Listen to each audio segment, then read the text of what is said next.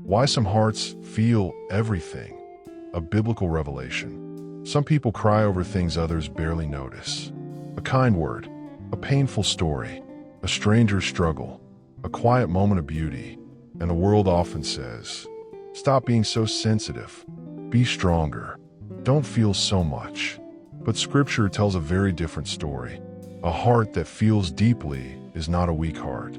It is a heart that is spiritually awake.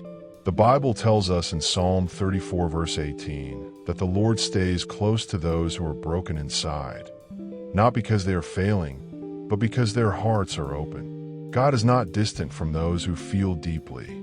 He draws nearer to them. People who cry easily are often carrying something rare, the ability to sense what others are going through, even when no one speaks. That's not emotional instability. That's spiritual sensitivity. When Jesus walked the earth, he did not harden himself against suffering. When he stood before the grief of Mary and Martha, he didn't explain it away. He didn't ignore it. He wept. The Son of God allowed his heart to feel pain. And in that moment, he showed us that tears are not shameful. They are holy. Those who cry easily usually have hearts wired for compassion. They notice when others are hurting. They feel sorrow in a room before anyone else names it.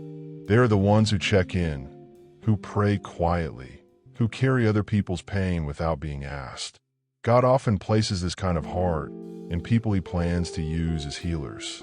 But emotional depth must be rooted in faith. That's why Proverbs 3 verses 5 to 6 reminds us not to be ruled by our understanding alone, but to trust the Lord with everything we feel. Emotions are powerful, but they become life-giving when they are surrendered to God. Your tears were never meant to drown you.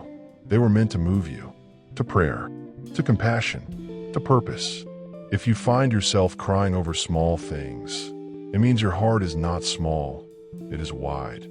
Wide enough to hold joy, sorrow, love, and empathy all at once.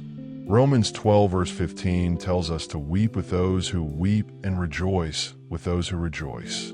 That is not weakness. That is spiritual strength. So don't harden what God made tender. Ask him to guide your emotions. Ask him to shape your sensitivity into something that brings light to others. Because every tear you've shed has been seen by heaven. You were never too emotional. You were simply created to feel deeply in a world that forgot how. If this message spoke to you, share it with someone who needs to hear that their heart is not broken.